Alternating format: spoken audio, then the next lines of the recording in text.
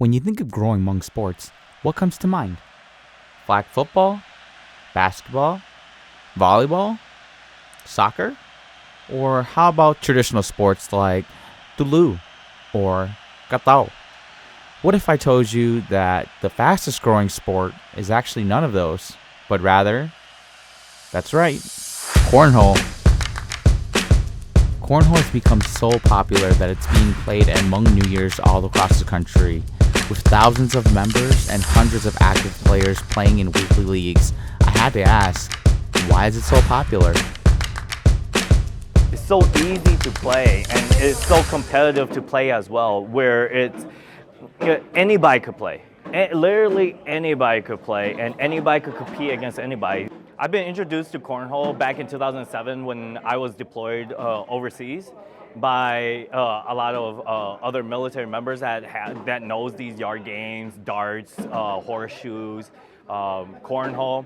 And then when I came back home, I actually bought a set, brought it around to barbecues and stuff, and then my friends and family, they're all predominantly Hmong, and they're like, nobody wants to play this game, Alan, what is this bags? It was about a year and a half ago, my little brother, who is friends with Sue, another admin, that actually introduced me to him and said, hey, they're actually holding a cornhole tournament. That's your game, Alan, you should go play. And then next thing you know, we got together and we just love this game. It's just a simple yard game that you throw during barbecues, hangouts, drinking in the backyard, and then suddenly you start seeing it on ESPN, you start seeing it on Facebook, and it's just a growing sport. He knows it, goes to top and hits it! What a shot by Clemmer! He's not going to get 7, he's going to get 9! It's just like that, it's a ball. So Alan, what's the objective of this game, and how do you actually play it? Objective of the game, put the bag in the hole, right? Every bag you put in the hole is 3 points, and then you go against your opponent, race to 21. This game looks very simple, where everybody could actually watch it and be like, I could throw a bag in that hole, until they actually try to throw the bag in the hole. And then it actually takes, a lot of concentration, a lot of consistency. There's actually strategy behind the game itself that a lot of people don't even think about, but it looks like a very simple game. Alan then introduced us to Tua, whom many consider to be one of the best Hmong cornhole players. He's actually in the pursuit of turning pro.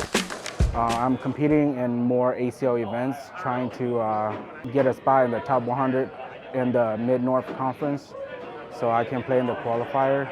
One of my long-term goals is to become an ACL pro, but there's still a long way to go, but that is one of the goals.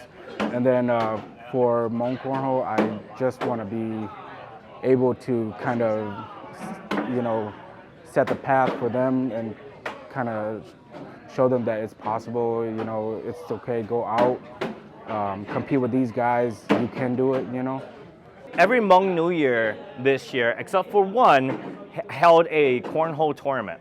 And what we want to do is we want it to grow to the West Coast now. We have chapters in Wisconsin, Michigan, Oklahoma, Southeast, which consists of North Carolina and Georgia. What we really want to break the barrier is on the West Coast in California. There's plenty of Hmong people there, and we want to see that competitiveness from the West Coast again too. And we want to break that barrier. We want to continue growing. The ultimate goal is for every single Hmong New Year is to host a cornhole event, so we all could pretty much, which is the best state, something to look forward to. And at the same time, is to unite the Hmong community a little bit more. And if it's not through food, let's make it through cornhole. Everybody could play,